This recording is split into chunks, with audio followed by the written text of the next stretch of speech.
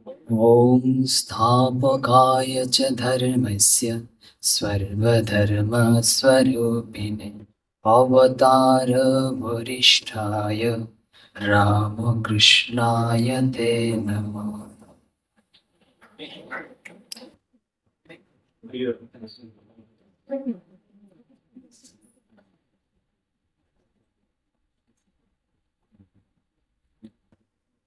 শ্রীরামকৃষ্ণের একটা কথা আপনারা শুনেছেন অনেকেই, অনেকবার, যার শেষ জন্ম সেই এখানে আসবে। তো এই শরৎ মহারাজ এই লীলা প্রসঙ্গে এই কথাটা উল্লেখ করেছেন এবং এর মোটামুটি ব্যাখ্যা করেছেন শারদানন্দ মহারাজ। তো প্রথমে আমরা দেখি শারদানন্দ মহারাজ যে শ্রীরামকৃষ্ণের কথাটা বলেছেন, শ্রীরামকৃষ্ণ একসাথে দুই একটা কথা বলেছেন, একটা পংক্তিতেই বলেছেন। আমরা দেখি কি বলেছেন। শ্রীরামকৃষ্ণ বলছেন, যার শেষ জন্ম সেই এখানে আসবে। ঈশ্বরকে যে একবারও ঠিক ঠিক ডেকেছে তাকে এখানে আসতে হবেই হবে। শ্রীরামকৃষ্ণ এই কথাটা বলছে। তা আমরা এই শ্রীরামকৃষ্ণের এই কথাটাকে বোঝার জন্য তিনটা ভাগে বিভক্ত করতে পারি। কি কি? শেষ জন্ম। শ্রীরামকৃষ্ণ বলেছেন যার শেষ জন্ম সেই এখানে আসবে। তো শেষ জন্ম মানে কি অর্থ? তারপরে দ্বিতীয় আরেকটা আছে, হচ্ছে এখানে আসা। এখানে আসা এর অর্থ কি? তারপরে তৃতীয় আরেকটা হচ্ছে যে একবারও ঠিক ঠিক ডেকেছেন, ঈশ্বরকে যে একবারও ঠিক ঠিক ডেকেছেন। আমরা তো ঈশ্বরকে ডাকছি, কতবার ডাকছি, ঠিক ঠিক ডাকাটা আবার কিরকম? এই তিনটা জিনিস আমরা দেখব। তো প্রথমে আমরা আছি শেষ জন্ম। শেষ জন্ম বা মুক্তি। অনেকেই আছে না, শেষ জন্ম শুনলে আর জন্ম হবে না, এটা শুনলে এমনি বলে মুখে ঠিক আছে, কিন্তু মনে মনে একটু ভয় পায়। বলছে কেন ভয় পায়? আমাদের তো আত্মীয় পরিজন এরা সব রয়েছে, সন্তান রয়েছে, মাতা পিতা রয়েছে, আরে এদের একেবারেই ছেড়ে যেতে হবে, আর এদের সাথে তো হবে না দেখা। তাহলে ভিতর থেকে শেষ জন্মটা আমরা চাই না। আমরা তো আবার আসবো, তাদের সাথে থাকবো, আনন্দ করব, এইসব। তা আমরা কেন এরকম ভাব হয় জানেন? যে আমরা শেষ জন্ম মানে হচ্ছে আমরা ধরে নিই হারানো কিছু একটা হারিয়ে ফেললাম, যেটা আমি হারিয়ে ফেললাম, এই যে এদের সাথে থাকা বা এরকম কিছু একটা হারিয়ে ফেললাম। আসলে শেষ জন্ম মানে হচ্ছে হারানো নয়, আরো হচ্ছে পাওয়া। ওই যে কিভাবে পাওয়া? ভগবান গীতা মুখে বলেছেন, ভগবান শ্রীকৃষ্ণ, ইয়ং লব্ধা চা পরং লাভ মন্যতে নাধিকং তত।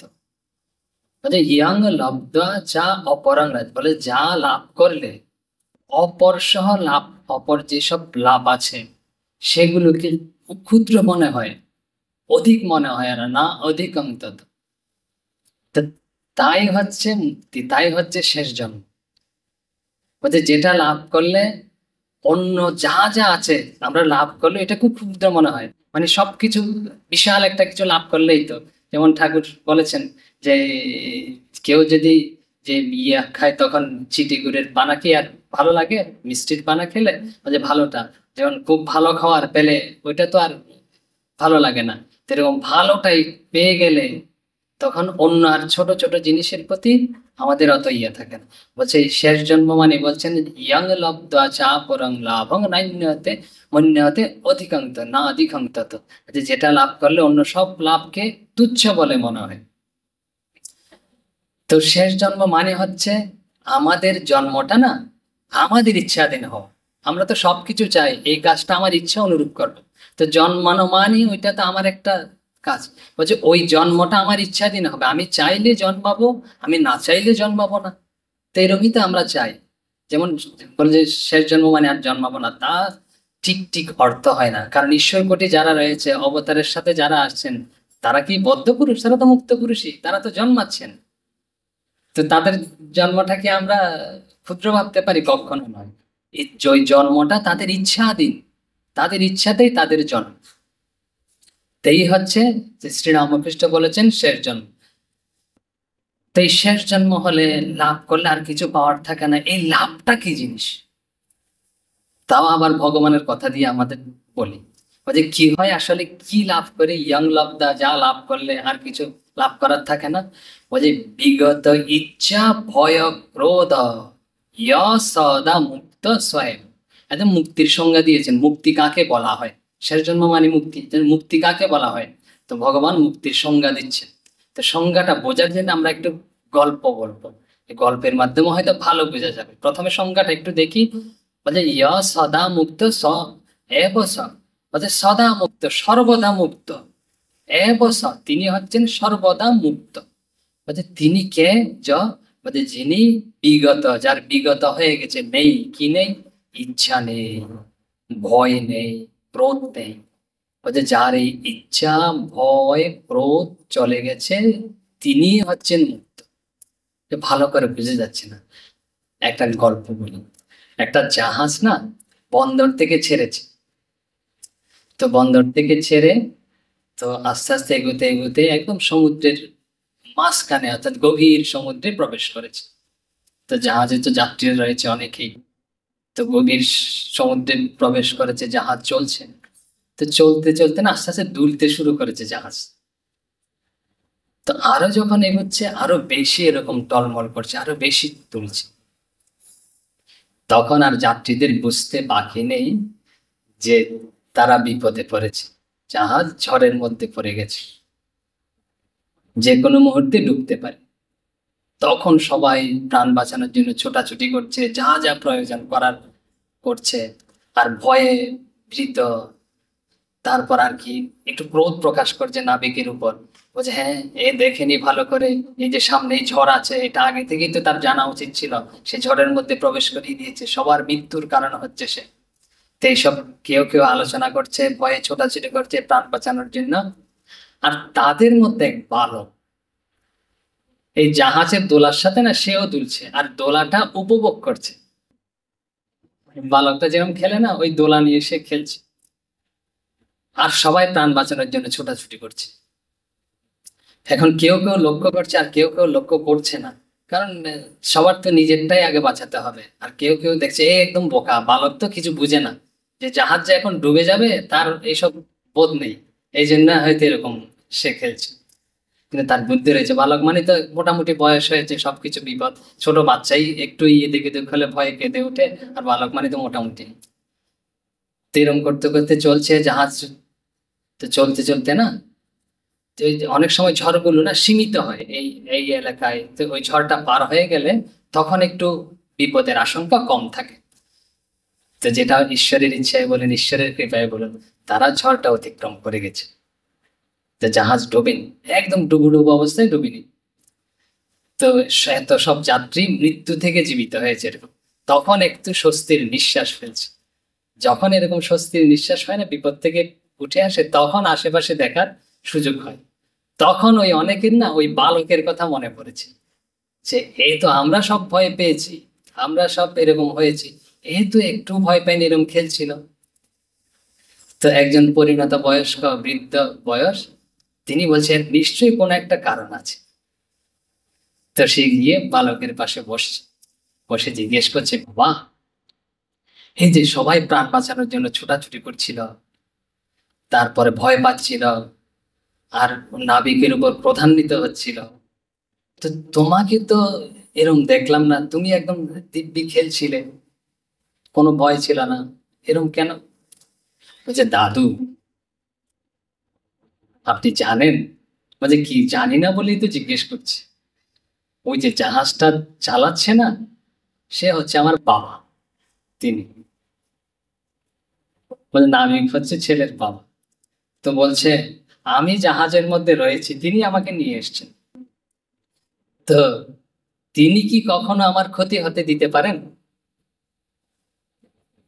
আমার যে ক্ষতি হবে, আমার যে মৃত্যু মুখে পতিত হব, এরম তো তিনি কখনো হতে দিতে পারেন না যতক্ষণ তিনি রয়েছেন। যে এই জন্য আমার বাবা আছে বলেই না আমি এই জন্য নিশ্চিন্ত মনে ছিলাম এবং দিব্যভাবে ছিলাম, এই জন্য আমার কোনো ভয় হয়নি, কোনো ক্রোধ হয়নি, তারপরে এরকম ছোটাছুটিও করিনি। ঠাকুর বলেছেন বালকের মতো বিশ্বাস। তে যখন আমাদের এরকম বিশ্বাস হয় ভগবানের উপর, যে ভগবান রয়েছেন, রয়েছেন তো এটা ঠিক কথা, আমাদের পিতা রয়েছেন, তখন কোনো বিষয়ে কি আমাদের এরকম ভয় হবে? যে কত বিপদ, যতই বিপদ আসুক না কেন। তারপরে হচ্ছে ইচ্ছা, বলছে ভগবান বলেছেন বিগত ইচ্ছা, ইচ্ছা চলে যাবে, ভয় চলে যাবে। বলছে রাজেশ্বর যার পিতা, বলছে তার আবার কোনো কিছু পাওয়ার আকাঙ্ক্ষা কি? আমার যেটা চাই তিনি তো দিচ্ছেন। পিতা তো সন্তানকে তার সাধ্য মতো সব দেয়। তো যারা পিতারা আছেন খুব অনুভূতি আছে মায়েরা, যে ছেলের যা প্রয়োজন, বাবার যতটুক সামর্থ্য আছে ততটুক ভাবে একদম পূরণ করে থাকেন বাবা মায়ের, কোনো কিছু কমতি রাখেন না। তো আমাদের পিতা তিনি হচ্ছেন সব সব দেওয়ার ক্ষমতা আছে তার, রাজরাজেশ্বর। তো তার তো কোনো কিছু দেয়ার কার্পণ্য থাকতে পারে না, তো আমার ইচ্ছা থাকবে কোত্থেকে আর, যেহেতু সবার রাজা যিনি তিনি আমার পিতা। তারপর বলছেন ভয়, একটু আগে বললাম, তো কোনো বিপদ আমি ভয় পাবো কেন? তিনি আমাকে সর্বদা রক্ষা করছেন, তিনি রয়েছেন তো। এই যে বালকের যেমন পিতা রয়েছে। আর ক্রোধ, আমি কার উপর ক্রোধ করব? যে বলছে ঈশ্বর ভগবান, তিনি তো সবার মধ্যে রয়েছে। যখন এরকম অনুভব হয় না, ওই অবস্থাকেই বলে মুক্তি, ওই অবস্থাকেই বলে শেষ জন্ম, ইচ্ছাধীন হওয়া। যে ইচ্ছা মানে আমি কোনো কিছু ছেড়ে দিই, ভিতর থেকেই হবে না। তারপরে হচ্ছে ভয় চলে যাবে, ক্রোধ চলে যাবে। আমরা বলি কত উত্তেজনায় থাকি, যেটাকে বলি টেনশন, দুশ্চিন্তা। যার সব দুশ্চিন্তা চলে গেছে, সব উত্তেজনা চলে গেছে, তিনিই মুক্ত। এই হচ্ছে বলেছে। যেমন পান্ডার প্রায় স্তব করছে, খুব সুন্দর, আপনারা সবাই অনেকেই করে থাকেন, অনেকে জানেন। বলছে তোয়া, শুনেছেন অনেক, বলছে ত্বমেব মাতা চ, ত্বমেব পিতা, ত্বমেব বন্ধুশ্চ সখা, ত্বমেব বিদ্যা দ্রবিণং ত্বমেব, ত্বমেব সর্বং মম দেব দেব। বলছে তুমি আমার পিতা। ত্বম এব মানে জোর দিয়ে বলছে, বলছে কোনো এখানে কোনো ডাউট নেই, সন্দেহ নেই। এবং মানে এব শব্দের অর্থ সংস্কৃতে জোর দিয়ে বলা, ওখানে কোনো সন্দেহ নেই। তুমি আমার পিতা, তুমি আমার মাতা, আরো কি, তুমি আমার বন্ধু। বন্ধু, বন্ধু কাকে বলে জানেন? বলছে বন্ধু শব্দের অর্থ হলো বিচ্ছেদ সহনে অক্ষম, মানে যার বিচ্ছেদ আমি সহ্য করতে পারি না, যিনি সর্বদা আমার সাথে যুক্ত হয়ে রয়েছে। বন্ধু, যার সাথে বন্ডে রয়েছি, বন্ধনে রয়েছি একটা মানসিক ভাবে, তিনি হচ্ছেন বন্ধু। সখা কি? সখা শব্দের অর্থ, সখা শব্দের অর্থ হচ্ছে সমপ্রাণ, মানে একই প্রাণ। বলছে তার যে ভিতরে স্পন্দন হচ্ছে, প্রাণের স্পন্দন, তার যদি কষ্ট হয় আমি কষ্ট অনুভব করি, তার যদি সুখ হয় আমি সুখ অনুভব করি। বলছে ঈশ্বর হচ্ছে, ভগবান হচ্ছে আমার সখা। বলছে তার সুখে ভগবান আমাদের সুখে সুখী হন, আমাদের কষ্টে কষ্ট পান, পিতা মাতা। আর বলছেন কি বিদ্যা, বিদ্যা মানে কি জ্ঞান, কোনটা জ্ঞান, ভালো মন্দ, জ্ঞানটাও তিনি। আর বলছেন কি দ্রবিণং, দ্রবী মানে হচ্ছে সম্পদ, বলছেন ঐশ্বর্য। তো তিনি হচ্ছেন ঐশ্বর্য। এই যে বলছেন যা লাভ করলে আর লাভ করার মতো কিছু থাকে না, সর্বোচ্চ ঐশ্বর্য, তিনি হচ্ছেন আমার সর্বোচ্চ ঐশ্বর্য। বলছেন সবকিছু বলার পরে ত্বম এব সর্বম মম, মম মানে আমার, তং মানে হচ্ছে তিনি হচ্ছে আমার সর্বস্ব। আর তিনি কে? তিনি হচ্ছেন দেব দেব, দেবতারের দেবতা, সাধারণ কেউ নয়। আমাদের যে পিতা না, সাধারণ নয়, সাধারণ মনে করলে হবে না। তিনি অসাধারণ, আমাকে সবকিছু করে দিতে পারেন, সব বিপদ থেকে রক্ষা করতে পারেন, এবং আমার সব ইচ্ছা পূরণ করতে পারেন। আর তিনি হচ্ছেন দেবদেব, এই বলছেন। এই হচ্ছে, এটা অনুভব হওয়া, এটা মনে মনে দৃঢ় বিশ্বাস রাখা, বালকের মতো বিশ্বাস রাখা, ওইটাই হচ্ছে শেষজন, ওইটাই হচ্ছে মুক্তি। মুক্তি মানে আমরা অনেকেই ভাবে কিছু একটা হয়ে গেলাম। মা বলছেন দুটা কি সিং গজায়? বলছে সিং টিং কিছুই গজাবে না, বাইরে থেকে বোঝাও যাবে না। আমার ভিতরে সব উত্তেজনা, উৎকণ্ঠা, ভয়, ইচ্ছা, এসব যখন চলে যাবে তখনই হচ্ছেন মুক্ত। এখন আরেকটা অংশ আছে, পাওয়া গেল যার শেষ জন্ম সেই এখানে আসবে। আর একটা কি পরের অংশটা, বলছে এখানে আসা। সেটা আমাদের এখানে আসা মানে কি? শরদানন্দ মহারাজ, শরৎ মহারাজ বলছেন এখানে আসা মানে হচ্ছে যে আসা যাওয়া করলাম এরকম ঠিক নয়, অনেকেই আসে আমাদের এখানে কাজ করতে হয়ে, তো অনেকেই আসে না। তো এরকম এসে বললাম আমার মুক্তি হয়ে গেল, তা নয় কিন্তু। বলছে উদার ভাব গ্রহণ করা, এই যে ভাব, শ্রীরামকৃষ্ণের যে উদার ভাব, সেটা গ্রহণ করা। শরৎ মহারাজ একটা উদাহরণ দিয়েছেন, উদার ভাবটা কি জিনিস। বলছে ঠাকুর বলেছেন কয়েকটা শব্দে উদার ভাবটা কি জিনিস। বলছেন যত মত তত পথ, সবার একদম জানা কথা। বলছে উদার ভাব মানে হচ্ছে, শরৎ মহারাজ বলছেন এই ভাবটা। আচ্ছা, এইভাবে কয়েকটা শব্দ রয়েছে। মত মানে কি, পথ মানে কি জানেন? একটু আমরা ভেঙে বলি। মত মানে কি জানেন? মত মানে হচ্ছে মনের ভাব, আমার অভিমত, আমার ভিতরে যেটা ধারণা, সেটা সেটা হচ্ছে মত। আর পথ মানে হচ্ছে তো জানেন রাস্তা, রাস্তা মানে কি ধর্ম। যে যত মত, অনেক ধরনের মানসিকতার আমরা রয়েছি, বিভিন্ন মানসিকতার। আপনার এক ধরনের মানসিকতা, আমার এক ধরনের মানসিকতা, তাই তো? মানে যত ধরনের মত রয়েছে তত ধরনের পন্থা রয়েছে শ্রীরামকৃষ্ণের কথা অনুযায়ী। এই কথাটা বোঝার জন্য শ্রীরামকৃষ্ণের আরেকটা কথা বলি, তখন আরো পরিষ্কার বুঝে যাবে। বলছেন শ্রীরামকৃষ্ণ, সব মতই পথ, মত কিছু ঈশ্বর নয়। দেশ কাল পাত্র ভেদে ঈশ্বর নানা ধর্ম করেছেন। বলে শ্রীরামকৃষ্ণ বলেন সব মতই পথ। সব পথ মানে মত মানে মানসিক অবস্থা, মনের ভাব। তা আমার মনের যেরকম ভাব আমি তো সেই রকম কাজই করব। আর এই যে মত পথ বলছি, ওটা কিন্তু হচ্ছে একটা রাস্তা, আমাদের গন্তব্যস্থল নয়, যেখানে আমাদের পৌঁছাতে হবে। তো এই জন্য শ্রীরামকৃষ্ণ বলছেন এই মত কিন্তু ঈশ্বর নয়, ঈশ্বরই এসব করেছেন, মত এবং পথগুলি ঈশ্বরই করেছেন। যে আমাদের মানসিক অবস্থা, বলছে দেশ কাল পাত্র ভেদে, দেশ মানে স্থান, এক এক ধরনের স্থানে এক এক রকমের বিষয়। কাল, কাল মানে সময়, যেটা অনেক আগে চলতো এখন চলে না। তারপরে বলছেন পাত্র, পাত্র মানে হচ্ছে ব্যক্তি। বলছে আপনার এক ধরনের মানসিকতা, আমাদের এক ধরনের মানসিকতা, এই যার বিভিন্ন ভেদ রয়েছে। দেশের ভেদ রয়েছে, কালের ভেদ রয়েছে, পাত্রের ব্যক্তির ভেদ রয়েছে। তো এই ভেদ অনুযায়ী ঈশ্বর নানা ধর্ম করেছে। বলছে মতুয়া বুদ্ধি ভালো নয়। মতুয়া বুদ্ধি মানে হচ্ছে সংকীর্ণ মানসিকতা, মতাদি সম্পর্কে অন্ধবিশ্বাস, এটাই একমাত্র ঠিক, এটা ছাড়া ঠিক নয়। এখান থেকে একটা শ্রীরামকৃষ্ণ বলেছেন একটা ঘটনা বলে, কিরকম বলছে বর্ধমানে, তো বর্ধমানে বিরাট এক পণ্ডিত সভা বসেছে। ওখানে সব বিশিষ্ট পণ্ডিতরা এসে জড়ো হয়েছে।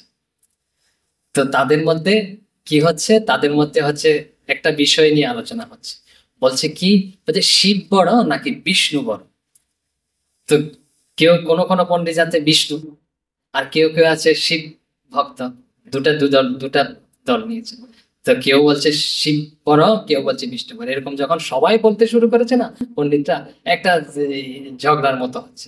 তখন ওখানে যে ওই সভা পণ্ডিত, সবার যে পণ্ডিত, ওই পণ্ডিতকে আনা হয়েছে। ওই পণ্ডিত হচ্ছে পদ্মলোচন, যা শ্রীরামকৃষ্ণের কাছে এসেছিলেন। শ্রীরামকৃষ্ণকে বলেছিলেন তোমাকে আমি, তুমি যে অবতার অবতীর্ণ হয়েছে এটা আমি প্রচার করব। তো ওইটা বাচ্চা এখন এই যে পদ্মলোচন এসে, এসে পদ্মলোচনকে জিজ্ঞেস করছে সবাই মিলে, এখন আপনি বলুন যে শিব বড় না যে বিষ্ণু বড়। তখন পদ্মলোচন বলছে আমার বাবা 14 পুরুষ শিব কেউ দেখেনি, বিষ্ণু কেউ দেখেনি। তো এই কথাটা পদ্মলোচন বলেছে। বলছে আমি কিভাবে বলবো যে আমার তো 14 পুরুষ শিব কেউ দেখেনি, বিষ্ণু কেউ দেখেনি। বলছে তোমরা যে আসলে, তার কথার বলার অর্থ হচ্ছে তোমরা যে আলোচনা করছো না এই বিষয় নিয়ে, এটা হচ্ছে একদম তুচ্ছ জিনিস, তুচ্ছ বিষয় নিয়ে তোমরা আলোচনা করছো, ঝগড়া করছো। তারপরে বলছেন তোমরা যদি শুনতে চাও শাস্ত্রে কি আছে আমি বলতে পারি। এখন শাস্ত্রে কি আছে, আমরা সাক্ষাৎ নারায়ণকে জিজ্ঞেস করি তুমি বড়, নাকি শিবকে জিজ্ঞেস করে নাকি তুমি বড়, এরকম জিজ্ঞাসিত হয়েছে, পূর্বে এরকম ঘটেছে। তো দেবতারা সবাই তো, কেউ আছে বিষ্ণু ভক্ত, কেউ আছে শিব ভক্ত। দেবতাদের মধ্যে এই সমস্যা। বলছে আর দেবতারা কেউ কেউ বলছে শিব বড়, আর কেউ কেউ বলছে বিষ্ণু বড়। তো বলছে তাদের মধ্যে যে দেবর্ষি নারদ রয়েছে। তো নারদকে সবাই অগ্রগামী করছে, বলছে এনারা তো রয়েছেন সাক্ষাৎ, তো এনেদেরই জিজ্ঞেস করি, নারায়ণ আর ইয়েকে জিজ্ঞেস করি, শিবকে জিজ্ঞেস করি নারদের বুদ্ধি। তো নারদ সবাইকে নিয়ে প্রথমে গেছে নারায়ণের কাছে। তখন রাম অবতার অবতীর্ণ হয়েছে। তো নারদ জিজ্ঞেস করছেন প্রভু আমাদের একটা জিজ্ঞাস্য আছে। বলছে কি জিজ্ঞাস্য? বলছে এই যে ব্যাপারটা ঘটেছে না এই বিষয়ে আপনি বলুন, যে শিবকে, তখন নারায়ণ বলছেন, রাম, রামের যিনি ঈশ্বর তিনি হচ্ছেন শিব। মানে নারায়ণের যিনি ঈশ্বর তিনি হচ্ছেন শিব, ওটা নারায়ণ বলছে।